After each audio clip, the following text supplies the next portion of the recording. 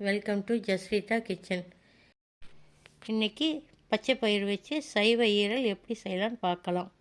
அதுக்கு தேவையான பொருட்கள்: பெரிய சைஸ் வெங்காயம் 1, பெரிய சைஸ் தக்காளி 1, இஞ்சி பூண்டு பேஸ்ட்டு 1/2 ஸ்பூனு, பச்சை மிளகாய், உப்பு, சோம்பு.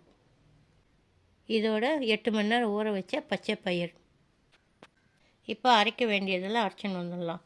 சோம்பு 1 ஸ்பூனு, பச்சை மிளகாய் 2, தேவைக்கேற்ப உப்பு, 1/2 ஸ்பூனு இஞ்சி பூண்டு பேஸ்ட்டு, பச்சை பயிர். இது வரையும் அரைச்சின்னு வரலாம்.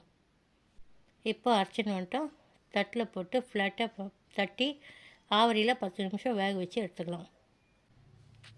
அது வேக நேரத்தில் கடாய் வச்சு 3 ஸ்பூன் எண்ணெய் விட்டு 1/4 ஸ்பூன் கடுகு உளுந்து போட்டு கருவேப்பிலை போட்டு வெங்காயம் போட்டு வெங்காயம் பொன்னிறமாக வரட்டும்.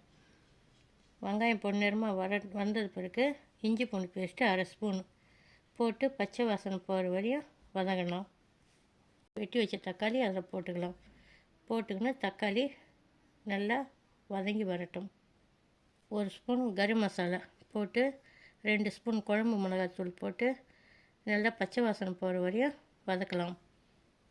பச்சை வாசனை போனதுக்கப்புறம் ஒரு 1/2 டம்ளர் தண்ணி ஊற்றி நல்லா கொதிக்க விடலாம்.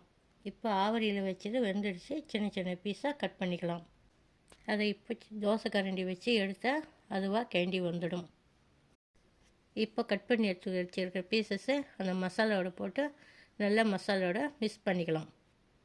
இப்போ சைவ ஈரல் வறுவல் ரெடி.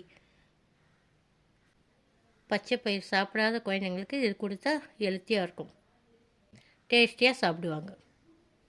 உங்களுக்கு எங்கள் பார்த்து தந்துட்டு பிடிச்சிருக்கோன்னு நினைக்கிறேன்.